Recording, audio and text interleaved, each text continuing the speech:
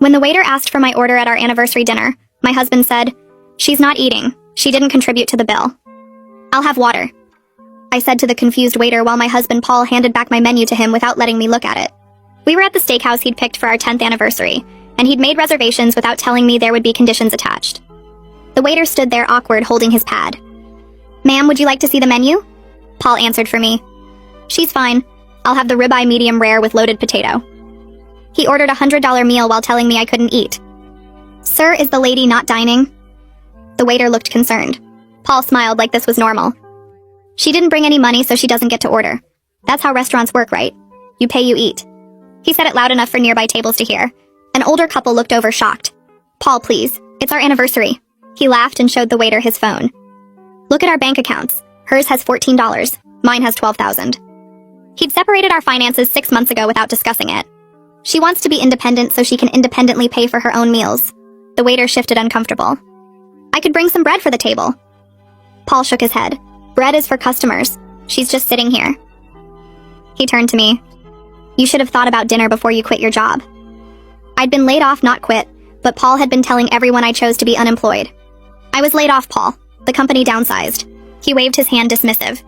"Successful people don't get laid off. You weren't valuable enough to keep." The couple next to us was openly staring now. The woman looked horrified. Paul noticed and spoke louder. "I'm teaching her about consequences. No contribution means no consumption." He pulled out cash and fanned it on the table. "See this? This is what work looks like." The waiter tried again. "Perhaps a small salad?" Paul grabbed the money back. "Did you not understand? She has no money means she gets no food. It's simple economics." He looked at me. "Maybe being hungry will motivate you to find work faster." I'd applied to 40 jobs that week. "You told me not to take the retail position because it was beneath us." Paul laughed harsh. "That was before I realized you're professionally worthless.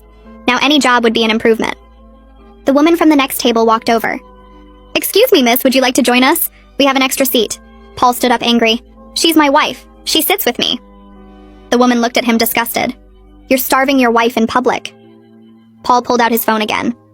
"I'm teaching financial responsibility." He showed her something on the screen. "This is her spending from last month? $60 on groceries." The woman looked confused. "She bought food for your home?"